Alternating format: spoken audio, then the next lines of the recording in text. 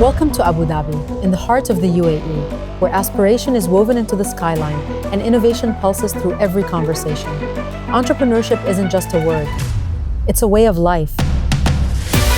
The Enersol Energy Challenge epitomizes this spirit, bringing together 12 innovators, each with a vision to transform energy services with technology that is as bold as the nation. In this environment, powered by vision and supported by expertise, the next generation of technology isn't just imagined, it's made real.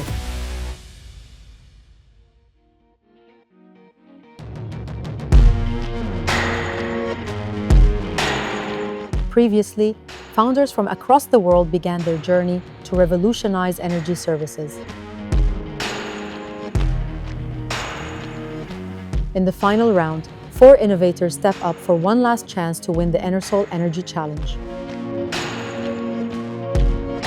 My name is Raja Naidu from the Smart Fluid. Feeling great and excited. The impact of this solution is going to be visibility to the decision makers to move me forward, to bring the technologies quicker to the market at a lower cost. Hopefully they understand what we offer, and I clearly communicate on my pitch.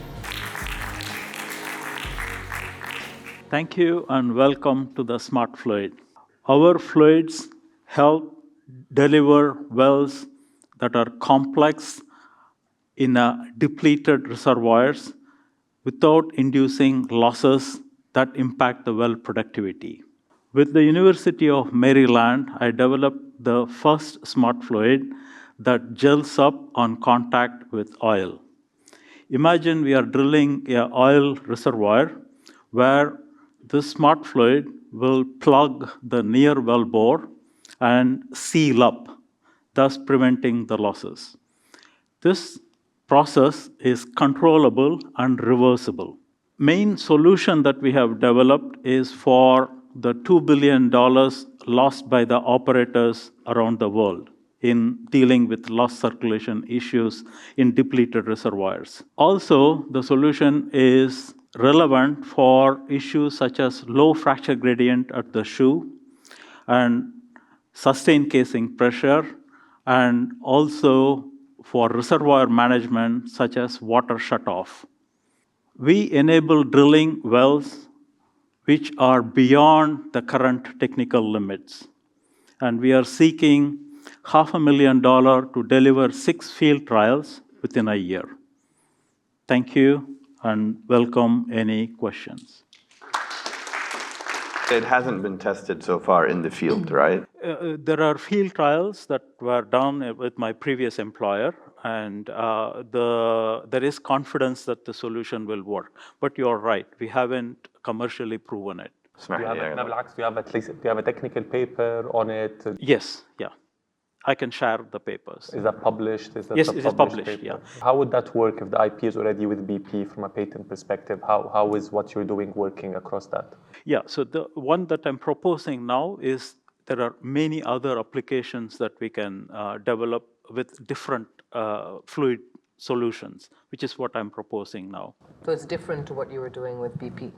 Yes, yeah. You've got huge drilling fluid companies out there today, right? MI, Swaco, etc. Are you going to sell the technology to a drilling fluids provider, or?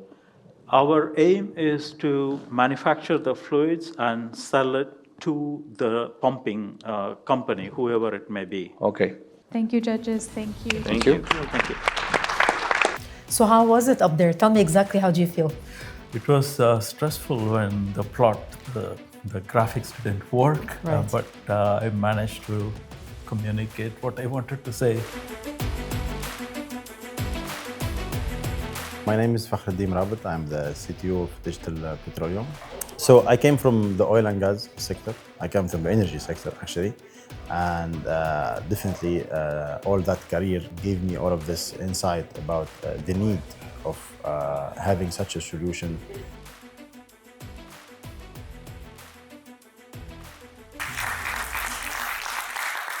Assalamu alaikum.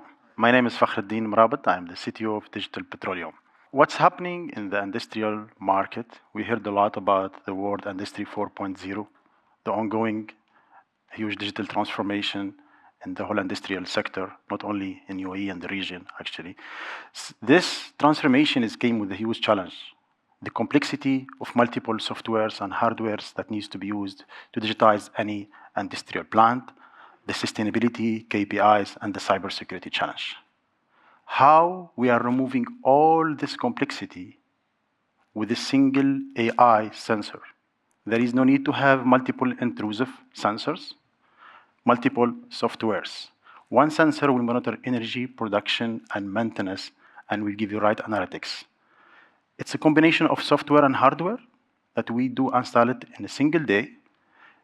How it works, it analyzes electricity, the harmonic, and we give an electrical signature for everything happening in all machines.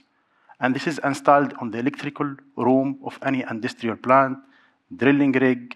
It's very simple setup. It can be done in one day and reduce 90% of digitalization cost, as well our commitment to reduce 20% of energy. Today, we are doing a POC with Saudi Aramco on the ASP pumps, which is the most important component for the oil production, as well looking for a POC with NOV for a drilling rig. As we are simplifying that complexity, our scalability, hoping to reach 1,000 plant by 2028. So we are raising only $1 million, already secured half of it by QAC and Flat 6 Lab. We have different partner. One of them is NVIDIA and the University of KFPM in Saudi Arabia. We've been recognized multiple times within the region. Thank you for your attention. Welcome to the question. The $100 million you had, what does this represent? 10 and then $100 million, what's that? So in Saudi Arabia, UAE, and Qatar as well, there is an ongoing industrial digital transformation project. The government is giving an incentive of 300K UAE dirham, or Saudi riyal, it's almost similar, for every factory to get digitized. What do you make out of that? What do you get? So we are going to get the 300K, all of it, because we're going to do the digitalization per factory. It took a really I have my notes. hard dig to understand what his response is. You figured it out, at least you understood it from an industry perspective. You know, my question is, it was very, I can do everything with one sensor and I remove all the sensors, but I didn't quite understand how he's going to do it. My name is Ali Zain. I'm the co-founder of 1X. For us, energy is similar to the other verticals that we are working within, and it's AI safety. Such a problem is very important to solve because AI operations, to put it in perspective, 80% of AI operations fails. And if you put $300 billion that's spent this year almost on AI application, and you put 80% of that, is a lot. Definitely a little bit nervous, excited to get in, excited to hear the questions. I think the most interesting part after finishing the pitch is what I'm going to be asked next. And that's what I look forward to. My name is Ali Zain, and I'm the co-founder and CEO of 1X. With 1X, we transform AI operation from reactive nature to a proactive, predictive, in an agentic manner by looking inside model hidden states, looking at risks, and of course, providing safety guardrails to stop problems and challenges even before they reach production environment. Our revenue stream is license-based, enterprise first, with different tiers, and SaaS model.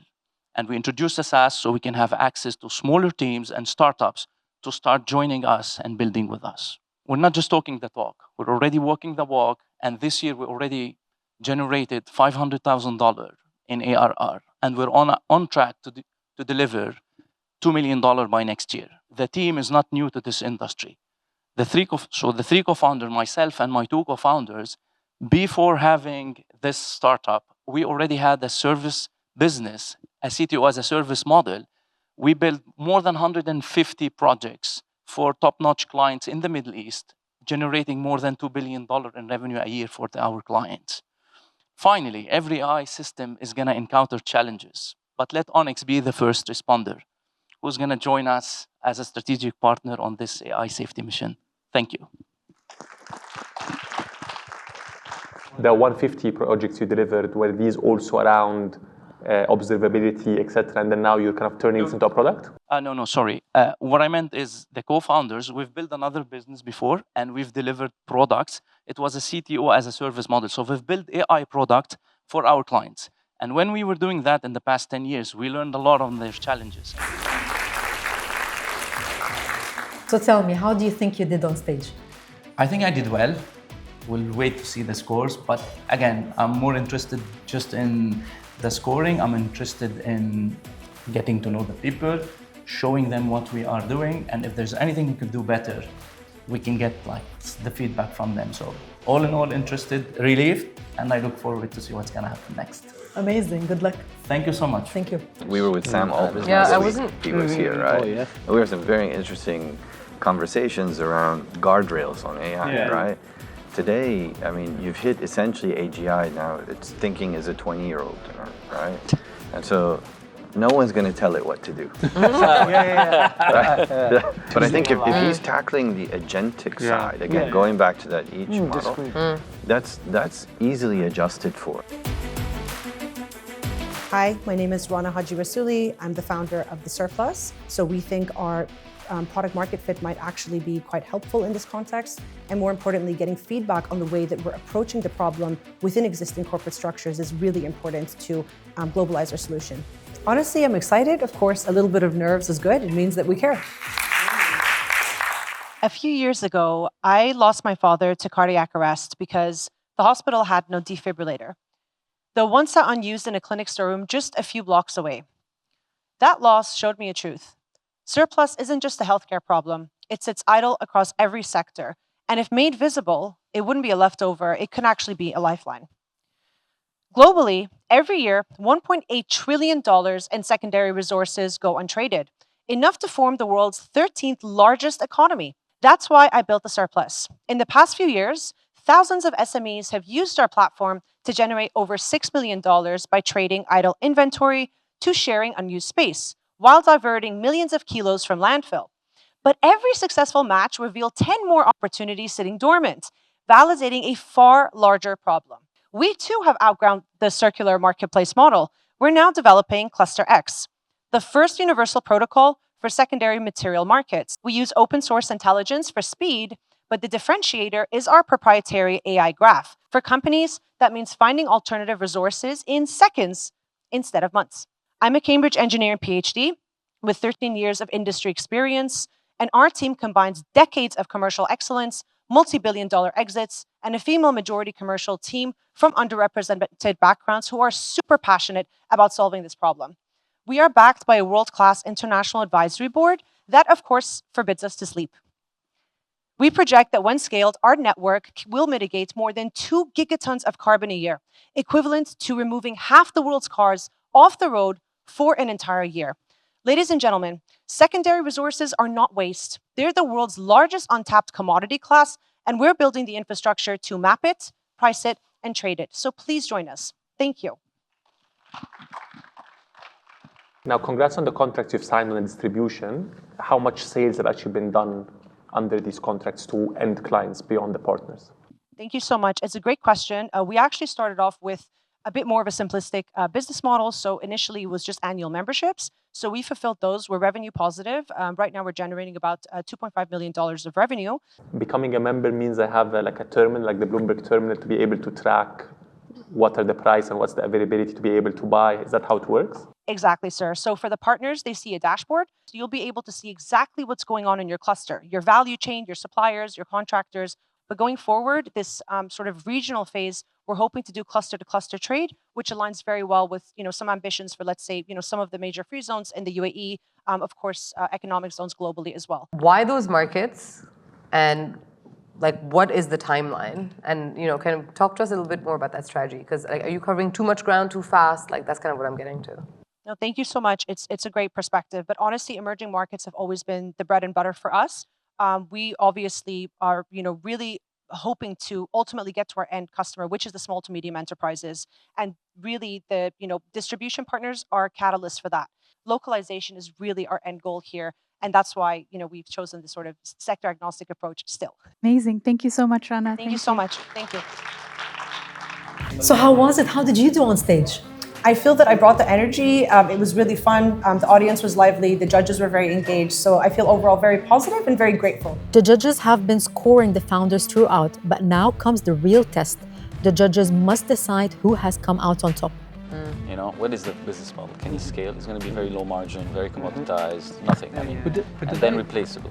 One pitch actually caught my eye. I think the ability to solve real problems in the energy space, I think is super exciting. But he has a couple of plays as well. It could be an infrastructure play. Yeah. Absolutely. Yeah, this way it gets exciting. Just the project finance component of that alone, I mean, you open up a completely new different game again. What really stood out for me, how clear and concise they were about every single detail in the presentation. It's actually really close, right? It's at the margin as it relates to who's going to ultimately win this. There's definitely one that did stand out. It has legs if it actually, gets to scale. So he's playing the efficiency game in these developed markets where there are applications. I see a play if the tech works. For me, the standout is somebody who can effectively communicate what they're doing and what they're going to solve.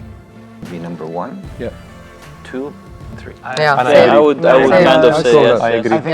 All right, now we've reached the moment that we're all waiting for. Is that right? Yes? We're just a few seconds away from announcing our winner for this year's Enersol Energy Challenge. Now, before we announce the results, a quick thank you to our 12 founders for their hard work and their courage to get onto that stage.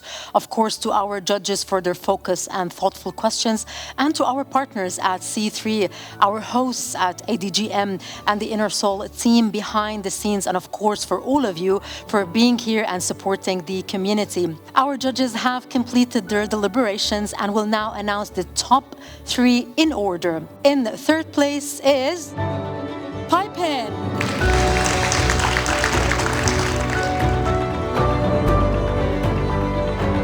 And in the second place, Airmo.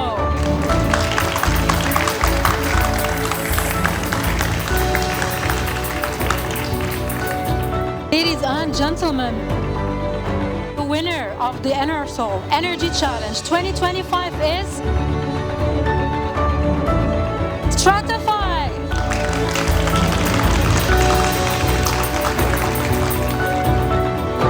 Really good. It was very exciting. This was an extremely positive experience on the personal level. To be able to engage with the audience and the sponsors and the partner for today's event, been nothing short of rewarding. It's an acknowledgement of how big of a problem that we're trying to address, and it's a reassurance that the right attitude towards the solution exists for our region. The Enersol Challenge allows us to come here, engage very quickly with the right stakeholder. Just to put it in perspective, for us to come to the UAE market and create the relationships and have the right conversation that we were able to secure and do in the last 3 hours today would have taken us weeks to accomplish, and potentially an argument could be built we would never be able to reach X or Y representative from the companies. The judges, the partners, the participation, frankly aggregated in today's session were exactly what we're looking for. They're all in the right place. They're all listening to what we're presenting and pitching. So that's going to make our entry to the market, and more importantly, our impact in the country quicker and better. One startup takes the top spot, but for many, this is the start of new meetings and new customers. It's an incredible core. Presentations were amazing. It's exciting ideas, strong founders, massive markets. Of course, the big goal is to try to establish a headquarters here in the UAE. Doing that without these kind of programs, it's very difficult. The organizers and people, they really work really hard to cluster together the people that know what they're doing and that they are very relevant to the startups that's got for the selection process. So yeah, it was very valuable. So genuinely, I think every single one of those businesses is going to do well. The passion was something that you could really feel from each one of the founders. Innovation in energy is not only about technology, but about the people bold enough to drive it.